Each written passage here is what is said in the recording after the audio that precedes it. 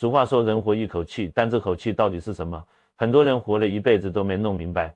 其实捅破窗户纸说，这口气就是一口热气的。摸摸刚出生的小婴儿，全身肉嘟嘟暖洋洋，哪怕大冬天手脚也温热。这就是纯阳之体，最旺盛时本就是热的。再看病床上年老体衰的重症患者或行将就木的老人，他们的手往往冰凉彻骨。人一旦离世，身体会瞬间凉如冰块。由此我们得出核心结论：生命的本质是温热，死亡的本质是冰冷。今天我们不谈虚理，只说一个热字。现代医学把病分得极细，成千上万的病名让人眼花缭乱，但在中医看来，看病核心就是观察身体的寒热变化。很多人并非死于复杂病名，而是体内维持生命的火灭了，说白了是被冻死的。这绝非危言耸听，你回想一下，身边不少大病发作前身体早有变凉信号，只是多数人误以为是年龄增长的自然现象。必须警惕的是，当手脚常年冰冷，怎么捂都不热时，说明体内阳气已极度微弱，这在中医里是危险的警示信号。很多人觉得手脚凉无关紧要，不疼不出血就不在意，这是大误区。手脚是人体末梢离心脏最远，心脏如同太阳，持续将热能通过血液输送全身。若指尖都能感受到温热，说明太阳火力充足，能照料全身。反之手脚冰凉，就意味着心脏这君主之官火力不足，力量无法抵达肢体末端，身体边缘已开始结冰。这就像一个国家首都再繁华，若边疆失守，沦为荒蛮之地，国家也难以长久。身体亦是如此，这种寒冷若不干预，不会只停留在手脚，会顺着经络像敌军入侵般向体内推进，从手指凉到手肘，再到膝盖以下。一旦寒气逼近躯干，往往就是脏腑功能全面崩盘之。中医经典《伤寒杂病论》核心就是围绕寒字做文章，教我们驱除寒邪，重燃体内之火。书名《伤寒》二字，早已点明百病多由寒气的道理。寒气进入身体会导致血液凝固，就像冬天的河流，气温骤降便会流速变慢，结冰停滞，血液遇寒也会凝滞淤堵，淤堵之处就会生病变，身体里的包块、囊肿、肌瘤甚至肿瘤，本质都是冰疙瘩，只因局部太冷，阳气无法到达，气血停滞，垃圾堆积形成有形之物。现代人常有个误区，一出现嘴里长疮、脸上冒痘、喉咙肿痛的症状，就认为是上拼命吃寒凉药清热，这其实大错特错。绝大多数现代人的上火都是真寒加热，身体内部早已冰天雪地，因寒过盛将仅存的阳气逼得向外上浮，就像冬天屋内太冷，人们都跑到屋顶晒太阳。那些上火症状其实是阳气外越的求救信号，提醒你体内火不足，而非火过旺。此时若用寒凉药浇灭这点点虚火，无异于雪上加霜，直接掐灭最后一丝生机。务必记住，阳气是身体的护卫队，寒气入侵时会率先抵抗。阳气充足的人，或许发个烧出点汗就能驱走寒，这就是正气存内，邪不可干。但若是阳气本身不足，或被不良生活习惯耗，寒气便会长驱直入，慢慢渗透侵蚀身体。有人觉得怕冷多穿点就行，却不知衣服只能保暖不能采热。体内的冷是脏腑功能衰退、代谢减弱的表现。我们具体看看这个过程。心脏属火，每一次跳动都会产生大量热能，正常情况下会输送到小肠，小肠位于腹部这个身体中心，健康人的小肠区域必然温热，这也是丹田要暖的道理。小肠热度足够，就能像锅炉一样熏蒸脾胃及周边脏腑，保障消化吸收，大便成型排出。可若心脏火力不足，或中间通道被寒气堵塞，热能无法下沉，全部滞留在上半身，就会出现上燥下凉的情况。上半身燥热、心烦失眠，下半身肚子凉、脚凉、腹泻，这就是典型的上热下寒，也是诸多慢性病的温床。观察重病患者，尤其是癌症晚期或心肾衰竭者，他们的皮肤干涩如枯树皮，无光泽、无弹性，且温度极低，这就是阳气耗尽，生命之火即将熄灭的征兆。反之，只要手脚常年温热、头面凉爽，就是水火既济的健康状态，说明气血循环通畅，即便有小病痛也无性命之忧，因为身体的引擎完好，动力充足。现在很多人体检指标正常，却总觉不适，浑身乏力，提不起精神，这就是阳虚的表现。西医仪器只能检测有形病变，却看不到无形的气和寒，而这无形的寒气，这是所有有形病变的根源。治病不能只盯着结果，要改善身体环境才能断根。就像把冰块敲碎，但若气温仍在零下，水很快会再次结冰，这也是很多肿瘤切了又长的原因，身体仍处于寒环境中。当你或家人出现不明原因的疲乏、怕风怕冷，睡觉时蜷缩成团，只爱喝热水、喝凉的就胃难受等情况，都是身体在呼救，我太冷了，快给我加点火。千万别忽视这些信号，尤其是老年人，阳气本就随年龄增长自然衰减，如同夕阳西下，更要珍惜余温，不懂得养护，反而损耗阳气，衰老和疾病就会加速到来。再往深说，寒之所以是致死关键，因为寒主收引，也就是收缩拘谨，天冷时，人们会缩脖子、蜷缩身体，血管淤寒也会收缩变细，血管变细会导致血压升高，这是高血压的重要成因。心脏为了将血液泵过细窄的血管，必须拼命加压，长期如此会不堪重。寒气会导致肌肉、筋膜紧张痉挛，很多颈肩腰腿痛的根源就是寒湿。用艾条熏烤痛点，热气渗透后血脉通畅，疼痛即刻缓解，这正印证了痛则不通，通则不通，而通畅的前提往往是热。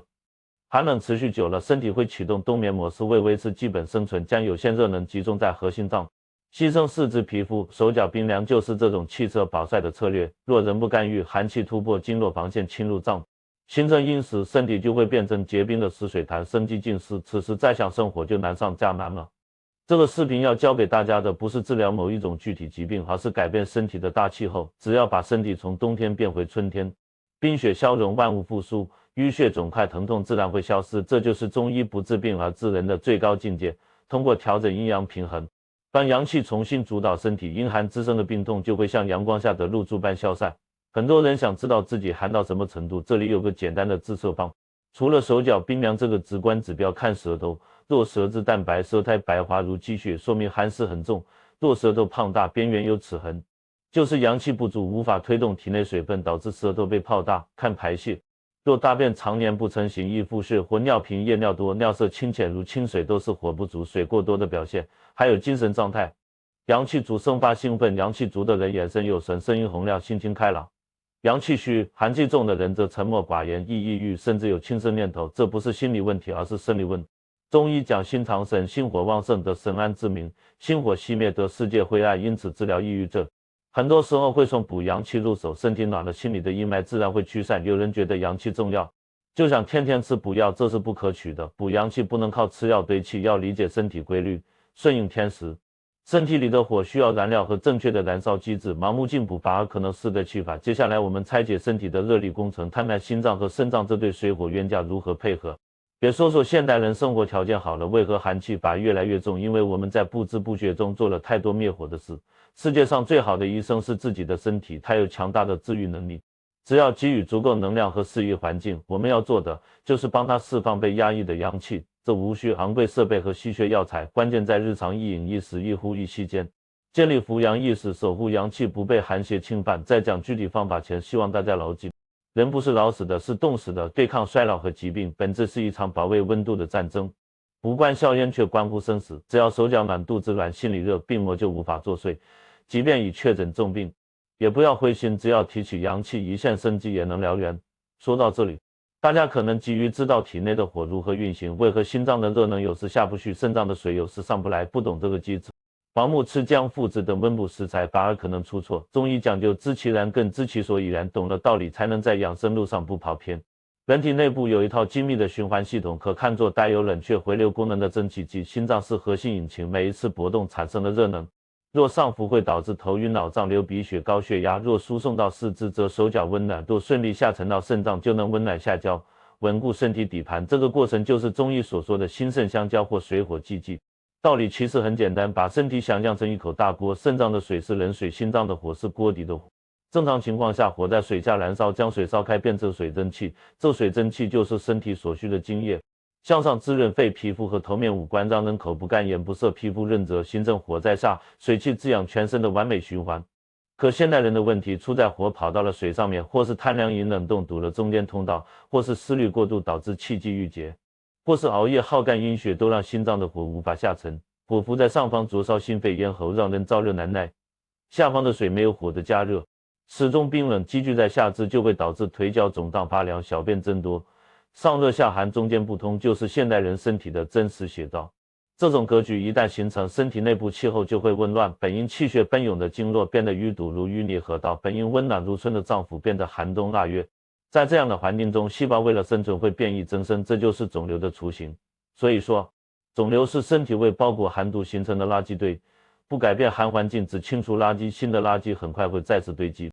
而且这里的寒不仅是物理温度的冷，更是能量层面的匮乏，阳气不足时，身体代谢急剧下降，摄入的食物无法转化为能量，全部变成脂肪和废物囤积。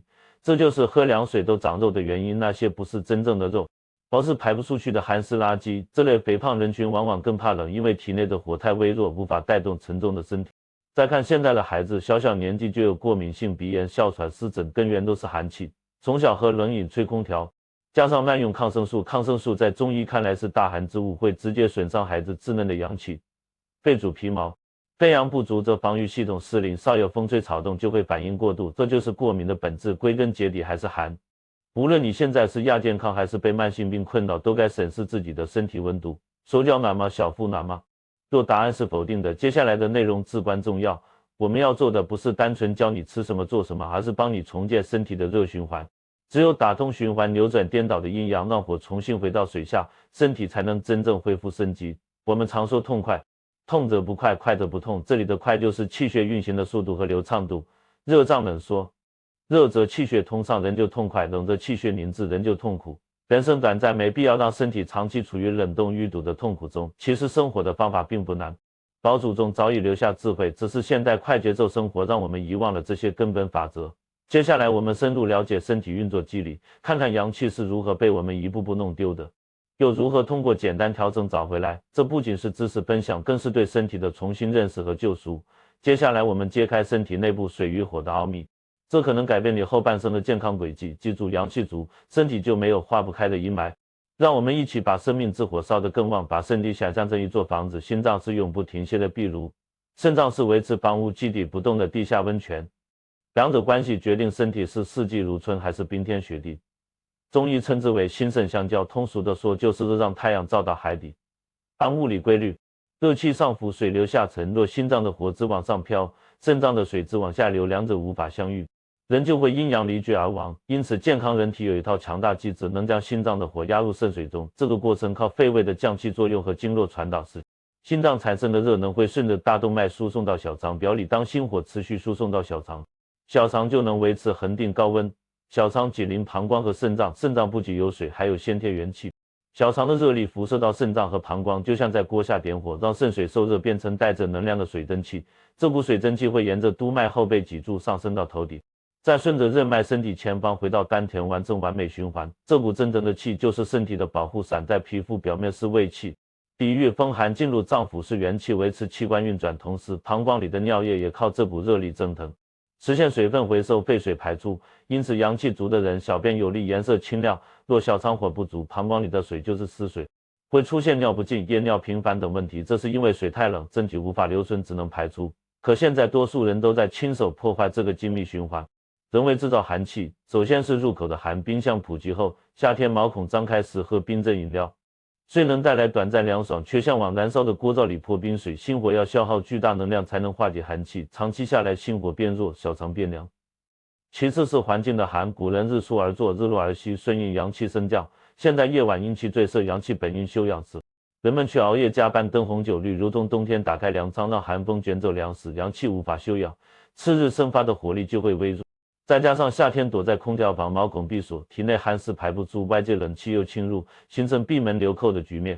更可怕的是药物的寒，稍有感冒、发烧、发炎，人们就吃消炎药、打点滴。中医认为，大量抗生素和寒凉清热解毒药性质极寒，虽能杀菌压症状，却会误伤阳气。很多孩子原本体质好，打几次点滴后脸色清白，胃口变差，频繁生病，就是寒药伤了脾胃和心阳。这种寒深入骨髓，比喝凉水带来的寒更难去除。内外寒气汇聚，身体就会出问题。首先是血液系统罢工，寒阻凝滞，血液遇寒会变粘稠，血管壁堆积杂质，形成高血脂，动脉硬化。中医称阳虚阴盛，痰湿阻络，淤血堵塞心脏就是心梗，堵塞脑部就是脑梗。其次是水液代谢系统故障，阳气不足，无法转化水液，水变成废水，形成湿气，湿气流到关节就是风湿关节炎，流到皮肤就是湿疹，积在皮下就是肥胖。很多人减肥无效，就是因为减的是水分和肌肉，而寒湿形成的脂肪壳没有阳气燃烧，根本无法消除。最后也是最严重的，就是肿瘤癌症。东流细胞厌氧喜糖，怕热喜寒，痰湿淤堵的身体环境就是癌细胞的温床，如同阴暗潮湿的角落易长霉菌，只清除霉菌不改善环境，霉菌迟早会卷土重来。因此我们反复强调，扶阳生活就是要破坏疾病赖以生存的寒环境，让身体温暖起来。气血通畅后，淤堵的垃圾自然会被冲刷干净。意识到问题严重性后，很多人第一反应是吃鹿茸人参进补，却不知虚不受补。寒湿淤堵严重的身体突然进补，如同给堵塞的下水道灌黄金，不仅通不开，还会堵得更死，引发虚火，这就是闭门留寇。真正的回阳救逆有章法，需先通后补或通补兼施。我们要生的火分3个层次：阴湿之火、外治之火、虚性之火。这些方法无需花费重金，却需要持之以恒，哪怕是老年人也能重新点燃身体的小太阳。既然寒是万病之源，生命终结者，当务之急就是重新点亮身体的灯火，烧热冰冷的灶台。这不仅是养生，更是救命。下面这几招都是中医回阳救逆的看家本领，看似简单却威力巨大。首先是饮食之火。俗话说冬吃萝卜夏吃姜，不用医生开药方，姜能接通天地阳气到体内，但吃法有讲究。早上阳气生发，喝姜枣茶顺势助阳是对的。晚上阳气收敛，吃姜会发散阳气，如同深夜叫醒熟睡的孩子跑步，既伤阴又易引发虚。中老年朋友或手脚冰凉严重者，普通生姜力度不足，可选用干姜。生姜走而不熟，三表寒，干姜熟而不走，温里寒。切片晒干炮制后的干姜，热力能深入中焦，温暖脾胃。若胃冷吃凉易腹泻，做菜炖汤时可放几片干姜。更厉害的是附子，被称为回阳救逆第一品，能瞬间点燃濒临熄灭的生命之火。但附子有毒，必须在专业中医师指导下使用，严禁自修。日常生活中用好生姜和干姜就足以应对大部分寒湿。除了姜，羊肉也是补阳佳品。冬天用当归生姜兑羊肉，金匮要略名方当归生姜羊肉汤，暖意能从胃渗透到后背，专治寒晒腹痛、产后虚寒，别名性昂贵保健品。菜市场里就有最好的补阳食材，吃热性食物时细嚼慢咽，感受热气在体内弥漫即可。第二是外治之火，也就是艾灸。吃药是攘外，艾灸是安内，艾草是纯阳之草。燃烧后的艾热波长与人体红外线接近，能穿透皮肤肌肉，作用于深层经络。怕冷的朋友要记住2个关键穴位，一是关元穴，在肚脐下3寸约4指宽，是元气居所，人体黄金储备库。每天用艾条悬灸20分钟，感觉热气渗入腹部即，这里热了，小肠火就旺，肾水就能被蒸腾。二是足三里，在膝盖外侧凹陷处下3寸。古人云：若要安三里常不干，长久足三里能调动脾胃运化功能，脾胃好则气血生化有源。艾灸温和，无需经过肝肾代谢，直接补充经络能量，特别适合中老年人。即便不艾灸，用热水代敷这2个穴位，或泡脚时多泡一会儿，让关键节点发热，全身经络都会受益。泡脚有个小窍门，水温要没过脚踝，最好到小腿肚，因为脚踝附近有太溪穴、昆仑穴等重要元穴。泡时加一把花椒，能燥湿驱寒，逼出陈年寒气。泡脚无需大汗淋漓，会伤气。泡到后背微潮，额头轻微出汗及气滞，效果最佳。第三是生活作息之火，这是最难控制却最根本的。睡觉是最好的补阳方式，但要睡对时间。中医讲子时宜阳生，晚上11点到凌晨1点是阴气最盛、阳气萌发的时刻，如同刚冒头的小嫩芽，最需保护。此时熬夜刷手机就是踩死这棵阳气小苗，长期下来身体火种会熄灭。因此务必在11点前进入深度睡眠，让身体在沉睡中蓄积阳气，这比吃任何补品都管用。同时不仅冬天要穿厚，更要保护好后脖梗、大椎穴、腰部命门、脚底板涌泉等关键部位。年轻人露脚踝、露腰的时尚不可取，老来病痛会找上门。夏天进空调房披披肩，冬天出门戴围巾，守住阳气通道，寒气就无法侵入。最后还有无形的情志之火，恐伤肾，喜养心，长期担惊受怕、焦虑抑郁，会导致气机下沉、阳气郁结。长寿老人大多心胸开阔、乐观豁达，这种心态是扶阳最好的燃料。哈哈大笑时胸廓打开，心肺之气通畅，暖流瞬间遍及全身。因此别给自己太大压力，儿顺自有儿顺，放宽心比吃药更有效。人的生命既脆弱如风中残烛，又顽强如破土新芽，关键在懂得呵护那点火光。我们无需对抗衰老，只需顺应自然，驱逐体内寒气，让温暖回归。当手脚变暖，睡眠踏实，胃口变好，就说明阳气回来了，生命力重新旺盛。生活的方法不神秘，就是回归自然的生活方式，温热，少熬夜，多睡觉，少吹空调，多晒太阳，少抱怨，多欢笑。做到这些，身体的治愈能力会带来记忆。感受自己的身体温度，别忽视手脚冰凉的求救信号，这是生命给你的最后机会。把这些分享给家人，哪怕只是改变喝热水的习惯，都可能挽救一次健康危机。记住，身体暖洋洋，病痛就不敢嚣张。愿你和家人余生拥有温暖强健的体魄，无病无灾，安享天年。今天的分享就到这里，希望这堂温度与生死的课程能走进你的心里，化为行动。好好吃饭，好好睡觉，把生命之火烧得更旺。我们下期再见。